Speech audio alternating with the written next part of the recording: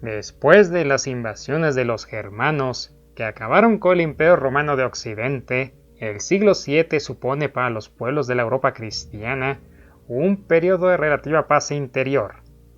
Pero en el siglo VIII se inicia la segunda oleada de invasiones bárbaras, y Europa se ve acosada, en esta ocasión desde muchos frentes, y por enemigos tan diferentes como musulmanes, eslavos y vikingos. Estos últimos jugaron entonces un papel tan decisivo que han dado unidad a esta segunda crisis, y nombre a lo largo del periodo que abarcó el comprendido entre los siglos VIII y el siglo XI. Se habla entonces de la era de los vikingos, no solo en la historia de Escandinavia, sino también en la mayor parte de Europa, a la que ellos atemorizaron con sus continuos ataques. Desde el siglo IX, muchos de ellos buscaban tierras donde asentarse, además de botines, y en general puede decirse que los aventureros vikingos y varengos perseguían en sus viajes fama, prestigio y ascenso social, y que todo ello solo se podía conseguir a través de la hazaña guerrera y la posesión de una tierra patrimonial. Ya entonces se podía comenzar a hablar de tres nacionalidades escandinavas, dentro de un mundo culturalmente hermano: los suecos, los daneses y los noruegos. Los primeros se expandieron hacia el este del Báltico, siguiendo el curso de los grandes ríos principales, también llamados Rus, nombre del que deriva la palabra Rusia. Los daneses se dirigieron hacia Inglaterra y la costa atlántica de la Galia, y recogiendo la herencia política inglesa, y sobre todo la carolingia, crearon las formas más perfectas del Estado medieval. Sin embargo, son los noruegos los que más nos interesan. Unos se encaminaron a la costa oriental de Escocia e Inglaterra, y los más numerosos hacia las aguas y tierras irlandesas. Desde allí algunos navegaron hacia el oeste de la Galia, de España e incluso más allá del estrecho de Gibraltar. A partir del siglo IX, los noruegos crean una nueva ruta que apunta hacia el noroeste, y aquellos que la siguen buscan nuevas tierras que colonizar, apartándose así de los habituales objetivos de pillaje y conquista. Después de ocupar las pequeñas islas situadas al norte de Gran Bretaña, este movimiento los llevaría primero a Islandia, y desde ahí, cuando esta isla no ofrecía nuevos recursos a su creciente población, un segundo impulso los empujaría hacia Groenlandia, y poco más tarde a América, aunque los historiadores medievales islandeses y las propias sagas nos cuentan que siempre que los marinos avistaban una nueva tierra, ello era debido a las tormentas o vientos desfavorables que desviaban a sus naves de su rumbo. Lo cierto es que los viajes de los noruegos por el Atlántico Norte eran bastante numerosos, y que los navegantes estaban preparados para el descubrimiento de tierras, respondiendo a una tendencia ordenada de exploración y búsqueda de lugares en que establecerse. En realidad, la mayoría de las rutas que siguieron eran conocidas en tiempos pasados, y los escandinavos tuvieron siempre muy buen cuidado de estar informados acerca de ellas. Solo el camino hacia Groenlandia y América es completamente nuevo. Cada etapa puede ser considerada como consecuencias de la anterior, y los escandinavos trataron de asentarse en todas aquellas tierras. Erik el Rojo, mejor conocido, era un vikingo que vivía con su padre Thorvald en Noruega hacia el año 960 después de Cristo. Sin embargo, cuando Eric era aún muy joven, su padre desvivió a una persona, razón por la cual fueron desterrados de Noruega.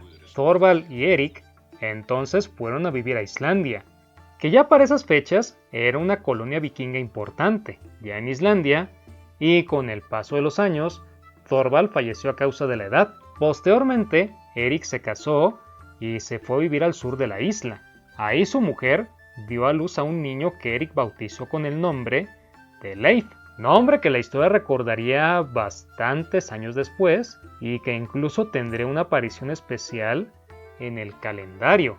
No obstante, Eric heredaría el carácter de su padre y también acabaría con la vida de un hombre, un vecino con el que Eric discutió. A consecuencia de esto, Eric tuvo que marcharse al oeste de la isla, lugar donde, de nuevo, volvería a reñir con otro vecino, siendo ahora expulsado ya no de la región, sino de la isla entera. Pero, cosa curiosa, Eric vio esto más como una oportunidad que como un problema, ello debido a que su exilio no era permanente, sino que se limitaba apenas a unos 3 años. Entonces, Eric pensó que, en lugar de lamentarse, pues bien podía aprovechar esos 3 años para ponerse a explorar unas tierras que había escuchado de otros vikingos que se encontraban hacia el occidente, más concretamente del vikingo Ulf Carcason, quien se perdió en un viaje de Noruega a Islandia y terminó llegando a otras tierras que no eran Islandia. Carcason, posteriormente cuando llegó a Islandia, le contó a los demás sobre estas nuevas tierras y entre esos estuvo Eric, quien ya con la sentencia del destierro encima, se dispuso a comprobar si las tierras vistas por Carcason eran reales. Así que, junto a toda su familia, Eric se hizo a la mar, encontrando poco después las tierras que había ido a buscar. A estas tierras Eric les puso el nombre de Groenlandia, un nombre sumamente mañoso, debido a que Groenlandia significa tierra verde. ¿Y por qué es un nombre mañoso?, te preguntarás. Bueno, pues porque al explorar, Eric se dio cuenta de que si de algo carecían, era de vegetación. Había muy poca, al punto de que ya las crónicas posteriores de los vikingos relatan que estos casi no tenían árboles de donde sacar madera, por lo cual la tenían que ir a conseguir a otro lado. Sin embargo, en un inicio los vikingos no conocían ese detalle, y Eric confiaba que al escuchar el nombre de Tierra Verde, estos se sentirían atraídos hacia ese lugar. Finalizando su destierro, Eric regresó a Islandia y contó la buena nueva de las tierras que había encontrado. Los demás vikingos le creyeron, y al año siguiente, cuando Eric regresó para colonizar Groenlandia, un buen número de ellos lo siguieron. Y entre estos hombres que siguieron a Eric, vamos a destacar a uno, Herjolf Bardason, quien tenía un hijo llamado Bijarnik, que era un comerciante. Debido a su profesión, Bijarnik se la pasaba viajando, razón por la que no todos los inviernos estaba con su padre, sino que los intercalaba. Un invierno lo pasaba en el extranjero y el otro en casa de su padre. El asunto aquí fue que en el verano anterior al invierno con su hijo, Herjolf partió a Groenlandia junto con Eric. Así que como Bijarnik estaba fuera, pues no se enteró de esto. No fue realmente sino hasta que regresó en el invierno que buscó a su padre y no lo encontró, que supo que Herjolf se había ido junto con Eric. Entonces comenzó a indagar. Eventualmente Bijarnik supo a dónde se había ido su padre, hacia dónde tenía que navegar, y es más, también obtuvo descripciones reales de otros vikingos que habían ido y regresado de Groenlandia.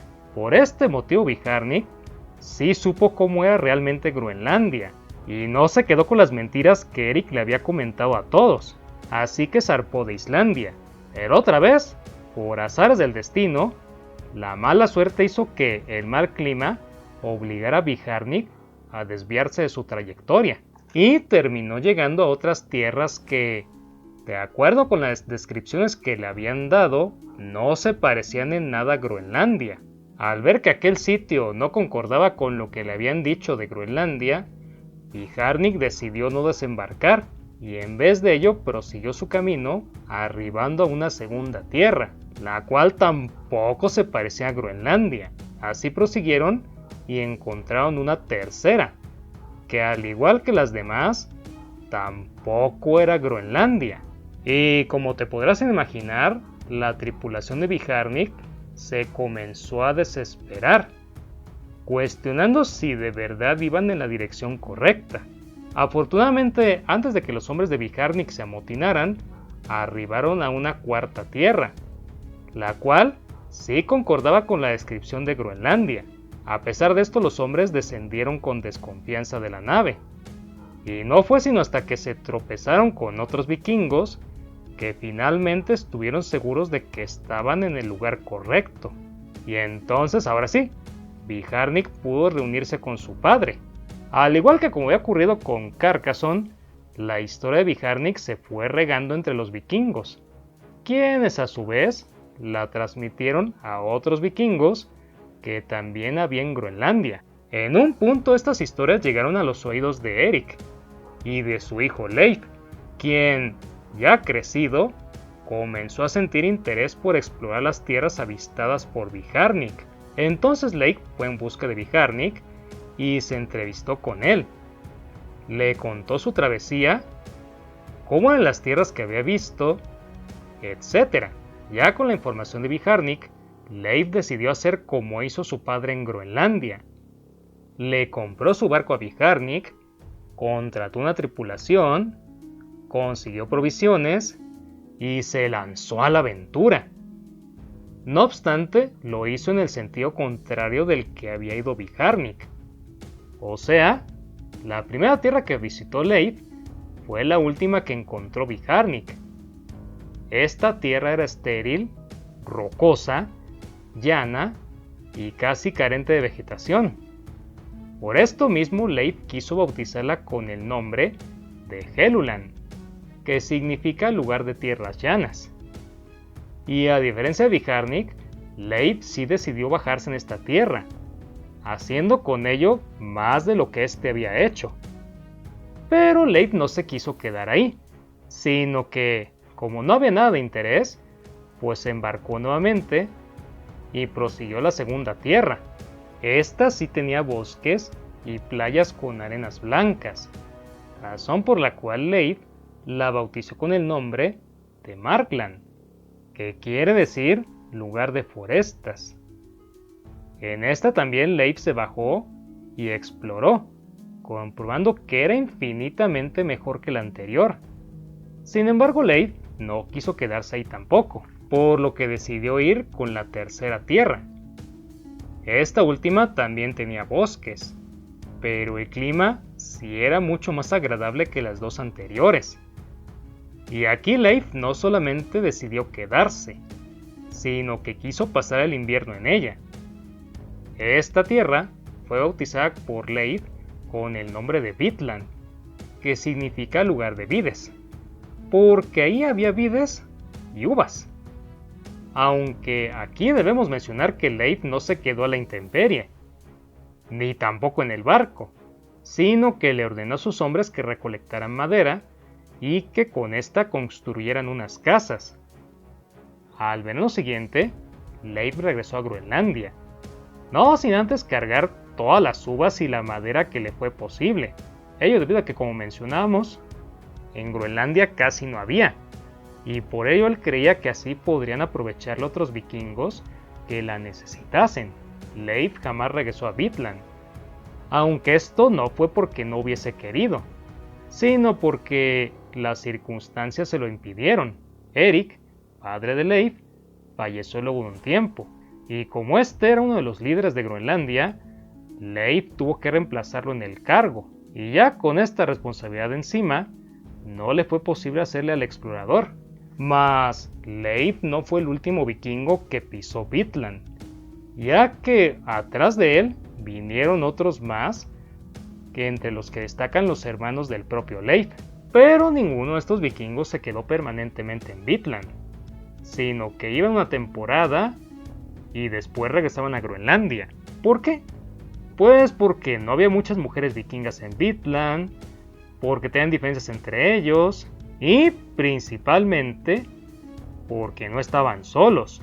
Además de la vegetación y de los animales, en Vinland había nativos que eran conocidos por los vikingos como Skrellings, indios norteamericanos diríamos nosotros. Los Skrellings, según lo describen en las sagas islandesas, no eran pacíficos del todo, sino que por el contrario, en la mayoría de los casos eran bastante guerreros, y por eso batallaban constantemente con los vikingos. En un principio esto no les afectaba demasiado, ya que pues los vikingos, recordemos, también eran guerreros, y además tenían escudos y armas de metal para poderse defender. No obstante, el asedio de los Skrellings se prolongó y eventualmente los vikingos se comenzaron a hartar de tanto pelear y acabaron regresando a Groenlandia. Eventualmente ya no hubo vikingos que deseasen regresar a Vinland, por lo que jamás hubo un asentamiento permanente en ese territorio, aunque las casas construidas por Leif sí permanecieron en esa zona. Todo lo anterior es narrado en las sagas islandesas, más específicamente en las sagas de los groenlandeses y la de Eric el Rojo. Pero una nota, las sagas de los groenlandeses y la de Eric el Rojo, a pesar de narrar los mismos acontecimientos del descubrimiento de Helluland, Markland y Vinland, difieren en algunos detalles. En la de Eric el Rojo, por ejemplo, es Leif y no Viharnik quien inicialmente descubre las nuevas tierras.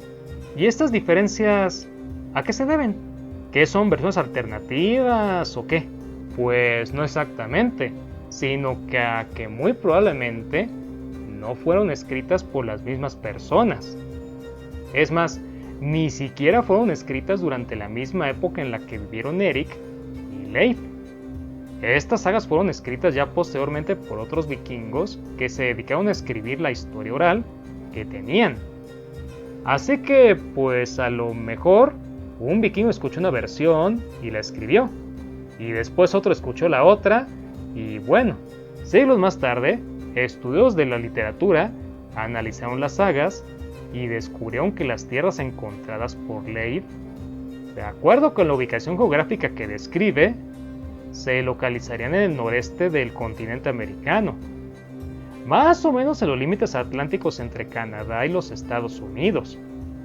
Pero como no había pruebas ni nada que respaldase esta teoría, pues no pasó de ser una mera conjetura. Y no solo eso, sino que muchos afirmaron que las sagas eran falsas y que habían sido inventadas durante los siglos XV y XVI para ejemplificar la llegada del hombre europeo a América mucho antes que Colón. Y efectivamente muchos círculos intelectuales creyeron que en efecto las sagas eran una mentira. Todos, menos el explorador noruego Helge Ingstad y su esposa, la arqueóloga Anne Sting Ingstad, quienes en el siglo XX se propusieron demostrar que eran reales. Y por ello fueron a la región donde ellos creían estaban las casas dejadas por Leif y se pusieron a buscarlas. Preguntaron y preguntaron, pero por más que entrevistaron gente, los Ingstad no consiguieron nada. Pero cuando parecía que su búsqueda no iba a rendir frutos, se toparon con un pescador de la región de Landsoumedox en Terranova, en Canadá. Y este pescador les dijo que, pues la verdad él no sabía nada de vikingos, pero que sí conocía unas ruinas indias que había por ahí, y les indicó dónde se encontraban dichas ruinas. Los Ingstad se dirigieron a ese lugar, y para sorpresa de ellos, las supuestas ruinas indias sí resultaron ser las casas de Leif, las que eran descritas en las sagas. Y no solo esto, sino que además tenían apenas unos 20 o 30 centímetros de tierra sobre ellas, o sea que no estaban del todo ocultas. Entonces, con el descubrimiento de los Ingstad, las sagas islandesas quedaron comprobadas, y es más, fueron elevadas a la categoría de fuente histórica, igual que la Ilíada de Homero o las cartas de relación de Hernán Cortés. Si te gusta mi trabajo, por favor, suscríbete, activa las notificaciones y comparte el video con tus amigos. Eso es algo que me ayudaría bastante. Mi nombre es Ajay López y te deseo un día histórico.